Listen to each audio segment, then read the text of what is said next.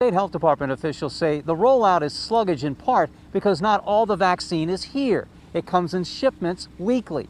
And they say some of the vaccine is still in the freezer because scheduling safe appointments is tricky. There is a process to vaccination, so it's not simply that the vaccines are rolling off the trucks and people are lined up. According to the State Health Department, only 20% of its federal allocations of the vaccines have been used. The state is receiving Pfizer and Moderna vaccines. State health officials, as well as groups representing nursing homes and hospitals, describe unprecedented challenges in the COVID-19 vaccination process. Shipments of the vaccine come in weekly. The state doesn't get possession of the medicine all at once. 3 shipments of the Pfizer vaccine have arrived. 2 shipments of Moderna have been delivered.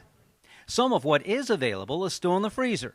Scheduling vaccinations is complicated, especially for hospital workers. We can't simply vaccinate everybody in a hospital unit at the same time in case, some people have ill effects, and then we end up with short staffing of the unit. Hospitals are currently at 90% capacity with COVID and other patients.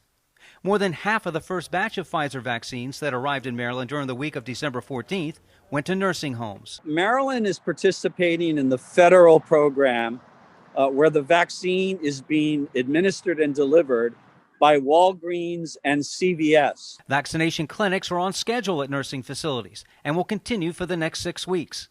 However, state health officials point out there's a lag in reporting of how many older people have gotten vaccinated. We're looking into, but we know that sometimes there is a lag in data reporting. The priority group to get vaccinated are first responders, residents and staff of nursing homes and assisted living, as well as healthcare workers. We're at about half of the vaccines that have been received through last week's shipment have been administered. So far, more than 47,000 people have been vaccinated, some 10,000 just yesterday.